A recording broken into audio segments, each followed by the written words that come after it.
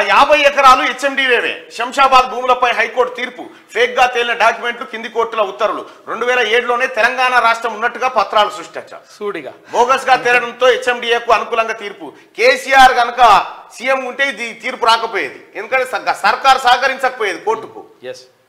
ఇగో 50 ఎకరాలు ఇప్పుడు ప్రభుత్వానికి వచ్చినాయి. కొట్టేదామని చూసినట్టు 2007లోనే తెలంగాణ రాష్ట్రం పెట్టేదామని చూసిరు. ఇది రామన్ భీమ ఈ బ్యాచ్ అంత ఉంటది.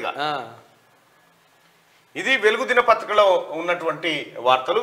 ప్రజలారా, ఇవాళ మీకు ఒక చిన్న మీ అభిప్రాయాన్ని రేవంత్ రెడ్డి గారి పరిపాలన పైన మీ అభిప్రాయం చెప్పండి.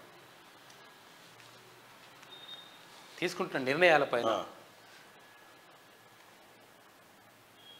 ఈ కంట్రీ డిలేట్ది కేసు నడుస్తుందబ్బా, కోర్టులో ఉంది, అది నేను మాట్లాడకూడదని చెప్పి జడ్జి గారు చెప్పిండు ఆ మాట.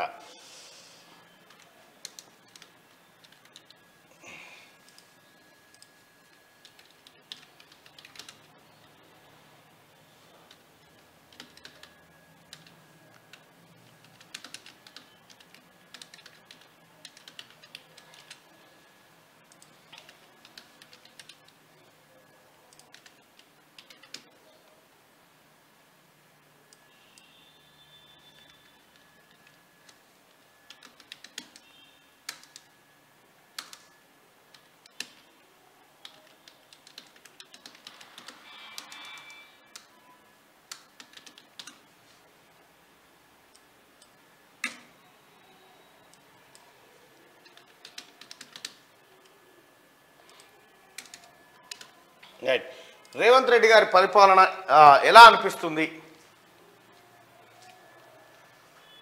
సీఎం రేవంత్ రెడ్డి గారి నిర్ణయాలు ఎలా ఉన్నాయి? బాగున్నాయా, బాగలేవా? మీరు అభిప్రాయాన్ని తెలియజేయండి.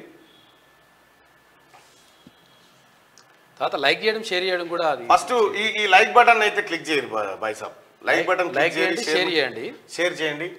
రైట్గా 900 ఓట్లు. సీఎం రేవంత్ రెడ్డి గారి నిర్ణయాలు ఎలా ఉన్నాయి? బాగున్నాయా, బాగలేవా? 1100, 1200 ఓట్లు, 1500.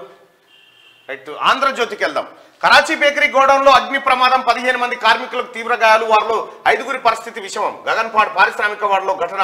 సీఎం దిగ్భ్రాంతి, మెరుగైన చికిత్సకు ఆయన ఆదేశాలు జారీ చేసిన ముఖ్యమంత్రి రేవంత్ రెడ్డి. ఇక రైట్, 2300 ఓట్లు, 2400, 2500, 2600, ఎస్ 26, 2700, 3000 ఓట్లు చూద్దాం. 2800, 2900, 3000 ఓట్లు. రైట్, సీఎం రేవంత్ రెడ్డి గారి నిర్ణయాలు ఎలా ఉన్నాయి? బాగున్నాయి అని 192% మంది ప్రజలు చెప్తున్నటువంటి మాట.